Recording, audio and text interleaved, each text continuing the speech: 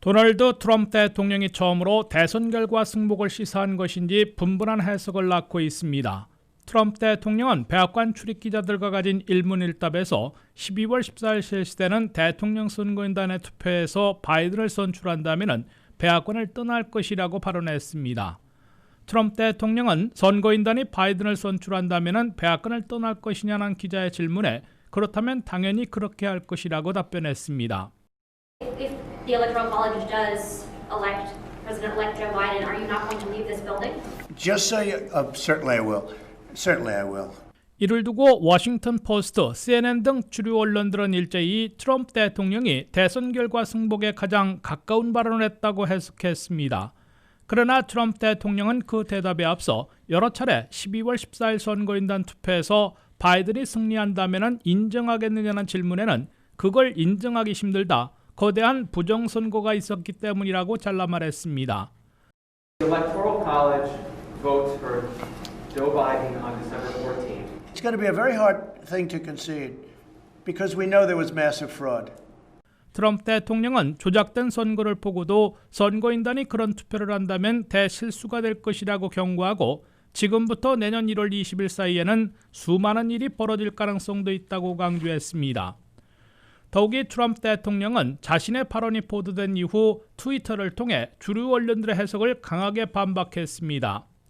트럼프 대통령은 긴 기자회견을 가졌는데 역시 가짜 미디어들은 틀린 메시지만 전달했다고 반박하고 내가 선거에서 이겼다고 거듭 주장했습니다. 트럼프 대통령 측은 공화당이 장악하고 있는 주의회들과 연방대법원에서 부정선거를 입증해 선거 결과를 뒤엎는 최후 뒤집기 전략을 본격 가동하고 있는 것으로 관측되고 있습니다. 이를 위해 공화당이 장악하고 있는 펜실베니아 주 상원에서 부정선거 조사 청문회를 개최해 수십만 표의 불법 투표지 의혹을 제기한 데 이어 30일에는 애리조나 주의회, 12월 1일에는 미시간 주의회 청문회에서 갖가지 선거 부정 의혹들을 증인들과 증거들을 통해 부각시키려 하고 있습니다. 또한 조지아와 미시간에서는 시드니 파월 변호사가 도미니언 보팅 시스템과 스마트매틱 소프트웨어에 개입된 베네수엘라, 중국 등 외국들과 민주당 최고 지도부가 트럼프표의 바이든표 바꿔치기, 바이든표 부풀리기 등으로 수백만 표를 조작했다며 대규모 소송을 제기하고 뒤집기를 자신하고 있습니다. 트럼프 진영은 각 주의 선거인단 최종 결정권을 갖고 있는 주의회들 중에서 공화당이 장악하고 있는 경합 지역들에서 부정선거를 밝혀내고 연방 대법원까지 끌고 가 부정투표 또는 선거 무효화를 이끌어내려는 것으로 해석되고 있습니다.